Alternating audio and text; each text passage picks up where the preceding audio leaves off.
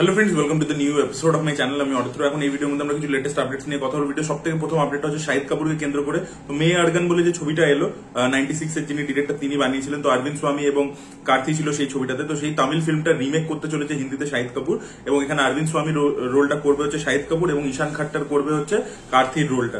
এবার এটা একটা খুব বড় ভুল ডিসিশন হচ্ছে, এবং শাহিদ কাপুর এই যে পরপর রিমেক করে যাচ্ছে কবির সিং এর পরবর্তী থেকে, মানে সেটা একেবারেই একটা ভুল ডিসিশন। ইভেন সন্দীপ রেড্ডি ভাঙ্গা নিজে একটা ইন্টারভিউতে এসে সে নিজে বলেছিল যে শাহিদ এত ভালো একটা, তার কিন্তু মানে অরিজিনাল ছবি করা উচিত, অ্যাকচুয়াল গল্পের উপর ছবি করা উচিত, রিমেক করা উচিত নয়। সেটা অব্দি সে বলেছে।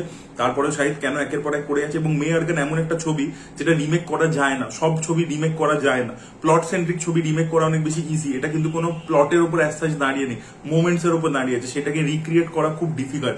এই ডিরেক্টরই যদি আবার করে এটাকে মানে আরেকবার বানায় না, তাও যে রিক্রিয়েট করতে পারবে তার কোনো গ্যারেন্টি নেই। তো সেটাই আর কি প্রবলেম। তো শাহিদ কাপুর খুবই ভুল একটা কাজ করছে। পরবর্তী আপডেট হচ্ছে হেরাফেরি 3 কে কেন্দ্র করে। তো এই যে পরেশ রাওয়াল বেরিয়ে গেছে, আসলে যে তার পিছনে কারণটা কি সেটা জানা যাচ্ছে। তো পরেশ রাওয়াল প্রথমে ছবিটা সাইন করে ফেলেছিলেন। পরেশ রাওয়াল সচরাচর একটা ছবির জন্য 4-4.5 কোটি টাকা নিয়ে থাকেন, বাট এই ছবিটার জন্য তিনি 30 কোটি টাকা ডিমান্ড করছেন মেকার্সদের কাছে। 30 কোটি টাকা, বিকজ সে জানে যে তার ক্যারেক্টারটা কতটা পপুলার। এবার তিনি অলরেডি সাইন করে ফেলেছিলেন কম টাকায়, পরবর্তীতে তিনি বেশি টাকা চাইছেন। তো মেকার্সরাও অ্যামাউন্ট বাড়িয়েছে, 12 কোটি টাকা অব্দি তারা গেছে। বাট তাতেও পরেশ রাওয়াল যখন রাজি হননি, তখন তিনি ওয়াকআউট করে গেছেন। এবং যেহেতু আগে তিনি সাইন করে ফেলেছিলেন, তখন একটা অন্য ফিজের কথা হয়েছিল, সাইন করে ফেলেছিলেন, তাই জন্য কেপ অফ গুড ফিল্মস থেকে আর কি কেস করা হয়েছে। যেহেতু অক্ষয় কুমারের অনেক টাকা অলরেডি ছবিটার মধ্যে ইনভেস্ট হয়ে গেছে, এবং প্রিয়দর্শনও বলেছেন যে হ্যাঁ অক্ষয়কে আমি সাপোর্ট করছি, বিকজ অক্ষয় যখন এখানে অলরেডি ইনভেস্ট করেছে তখন সে এটা করতেই পারে আর কি। তো এরকমই আর কি একটা আপডেট উঠে আসছে। ভিডিও পরবর্তী আপডেট হচ্ছে রামচরণ 17 কে কেন্দ্র করে। তো মাঝখানে এরকম আপডেট উঠে আসছিল যে ত্রিবিক্রম সুকুমার ভেঙ্কটেশের সাথে একটা ছবি করছে, এবং রামচরণকে নিয়েও সে একটা ছবি করতে পারে। বাট এখন কিন্তু সুকুমার নিজে কনফার্ম করে দিয়েছেন যে তার পরবর্তী ছবিটা, মানে রামচরণের পরবর্তী ছবিটা কিন্তু তার সাথেই হচ্ছে। RC-17 কিন্তু সুকুমারই ডিরেক্ট করবে, এবং এখন স্ক্রিপ্ট রাইটিং ইত্যাদি কাজ চলছে। ভিডিও পরবর্তী আপডেটটা হচ্ছে আবার প্রলয়কে কেন্দ্র করে। তো আবার প্রলয়ের সেকেন্ড সিজন আসতে চলেছে, ইয়েস। এবং রাজ চক্রবর্তী নিজে কনফার্ম করেছেন যে স্ক্রিপ্ট রাইটিং এর কাজ চলছে, তবে শুটিং এখনো শুরু হতে বেশ সময় লাগবে, সেটা তিনি জানিয়ে দিয়েছেন। পরবর্তী আপডেটটা হচ্ছে কামাল হাসান মানিরত্নমের ছবি থাগ লাইফকে কেন্দ্র করে। তো সেখানে হিন্দি যে ইভেন্টটা হয়েছিল, প্রথমে তারা ভেবেছিল যে আলাদা করে হিন্দি ট্রেলার লঞ্চ ইভেন্ট করবো, বাট একসাথেই তারা সবকটা ভাষার ট্রেলার রিলিজ করে দেয় ইউটিউবে। এবং তার পরবর্তীতে কালকে আর কি মুম্বাইতে একটা ইভেন্ট হয়েছিল, সেই ইভেন্টে অডিও লঞ্চ টাইপের ইভেন্ট হয়েছিল আর কি। তো সেখানে কিন্তু কামাল হাসান কনফার্ম করেছেন যে 8 উইকস পরেই কিন্তু থাগ লাইফ ওটিটিতে আসবে। তার মানে হিন্দিতেও যে রিলিজ করছে ছবিটা, সেখানে কিন্তু পিভিআর আইনক্সে কিন্তু শোজ পাবে। তো সেটা কিন্তু থাগ লাইফ করছে। এবার দেখা যাক থাগ লাইফের রেসপন্স কিরকম হয়। এবং তার পরবর্তীতে কুলি যে ছবিটা, যেটা ব্যাপারে আমরা শুনতে পাচ্ছিলাম যে ওরাও 8 উইকের ওটিটি রিলটা নেবে, তো সেটা কুলির মেকার্সরা আলটিমেটলি করে কিনা সেটাই দেখার মতো বিষয় হবে। আমি তো বলবো কুলির মেকার্সদের তো অবশ্যই করা উচিত, বিকজ ওই ছবিটার কিন্তু বিশাল স্কোপ আছে নর্থ ইন্ডিয়াতে পারফর্ম করবার। এবং ওয়ার 2 এর টিজার যতটা খারাপ হয়েছে, ওয়ার 2 কে গিলে খেয়ে নেবেন লোকেশ কানাগরাজ। আমি এইটুকু গ্যারেন্টি দিয়ে বলতে পারি, লোকেশ কানাগরাজের মানে দুর্বল ছবিও ওয়ার 2 এর থেকে অনেক অনেক বেটার হবে। এবং লোকেশ কানাগরাজ যদি রজনীকান্তকে নিয়ে ব্যাপক একটা ছবি বানিয়ে দেয়, যেরকম স্টারকাস্ট রয়েছে এবং যেরকম ছবিটা নিয়ে হাইপ রয়েছে, ওয়ার 2 কে জাস্ট উড়িয়ে দেবে আর ভিডিও পরবর্তী আপডেট হচ্ছে জেলার 2 কে কেন্দ্র করে। তো এই ছবির মধ্যে নন্দমুরি বালাকৃষ্ণের ক্যামিও থাকতে চলেছে। আপনাদেরকে আগে আপডেট দিয়েছিলাম যে নন্দমুরি বালাকৃষ্ণ এই ছবির জন্য 50 কোটি টাকা চার্জ করেছেন, বাট মেকার্সরা আলটিমেটলি নেগোশিয়েট করে 22 কোটি টাকাতে আলটিমেটলি রাজি করিয়েছেন তাকে। এবং এই ছবির মধ্যে তার 10 থেকে 15 মিনিটের ক্যামিও রোল থাকতে চলেছে। দেখা যায় রজনীকান্ত এবং নন্দমুরি বালাকৃষ্ণকে আমরা যখন একসাথে স্ক্রিন শেয়ার করতে দেখতে পাবো কেমন লাগে সেটা। পরবর্তী আপডেট হচ্ছে মাইত্রি মুভি মেকার্স কে নিয়ে। তো মাইত্রি মুভি মেকার্স তামিল ছবি পরপর প্রডিউস করছে, আপনারা প্রত্যেকেই জানেন। অলরেডি তারা গুড ব্যাড এন্ড আগলি ছবিটা প্রডিউস করেছে, যেটা কিন্তু বক্স অফিসে হিট হয়েছিল।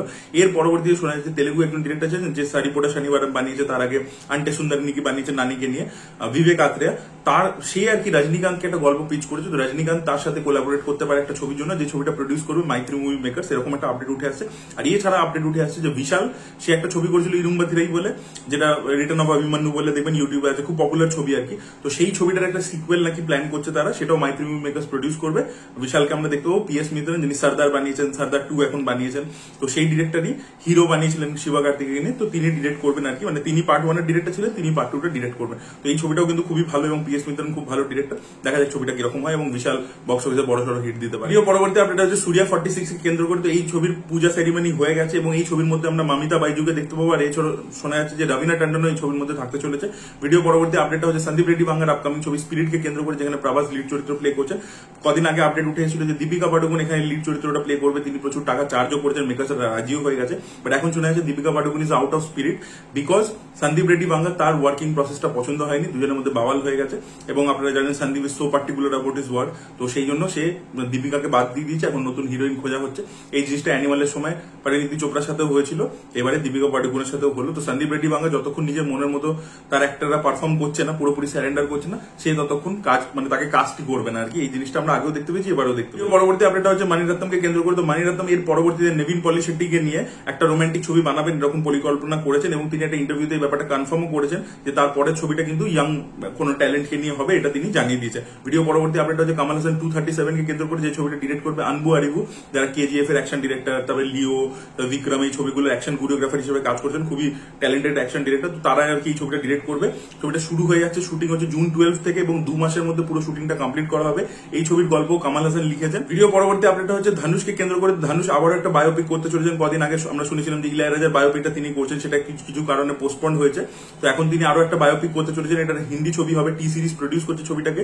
ছবিটার নাম হচ্ছে কালাম বলে। তো এপিজে আব্দুল কালামের চরিত্রে আমরা ধানুষকে দেখতে পেতে চলেছি, এবং এই ছবিটা ডিরেক্ট করবে ওম রাওয়াত। ওম রাওয়াত কিন্তু তানাজি বানিয়েছিল, তার পরবর্তীতে আদিপুরুষ বানিয়েছে, এবং তার আগে মারাঠিতে সে কিন্তু মারাঠিতে অলরেডি একটা ভালো বায়োপিক বানিয়েছিল আর কি। দাদা সাহেব ফালকে নিজের প্রথম ছবি কি করে বানালেন সেটা নিয়ে অলরেডি সে একটা কাজ মারাঠিতে করেছিল। তার পরবর্তীতে এই বায়োপিকটা সে করতে চলেছে। দেখা যাক ওম রাওয়াত এই ছবিটা বক্স অফিসে হিট দিতে পারে। পরবর্তী আপডেট হচ্ছে মাদ্রাসি বলে ছবিটাকে কেন্দ্র করে, যে ছবিটা ডিরেক্ট করছে নিয়ার মুরগোডাস। ছবিতে লিড চরিত্র প্লে করছে শিবা কার্তিকে, বিদ্যুৎ জামওয়াল, রুক্মিণী বসন্ত। তো এই ছবিটা লাস্ট শুটিং শিডিউল শুরু হয়ে গেছে কোলম্বো, শ্রীলঙ্কাতে। ইয়েস, এবং 15 ডেজের একটা শিডিউল হবে। এই শিডিউলে আমরা বিদ্যুৎ জামওয়াল, শিবা কার্তিকে এবং রুক্মিণী বসন্ত জয়েন করবে এই শিডিউলটা হলে কিন্তু ছবিটা পুরোপুরি কমপ্লিট হয়ে যাবে, এবং এই ছবিটাও কিন্তু দিওয়ালিতে মুক্তি পাবে। দেখা যাক শিবা কার্তিক এই ছবিটাতে কত বড় হিট দিতে পারে। তো that was it guys, thank you so much for watching this video. ভিডিওটা ভালো লেগে থাকলে লাইক করুন, শেয়ার করুন, চ্যানেলটি সাবস্ক্রাইব করতে ভুলবেন না। বাই।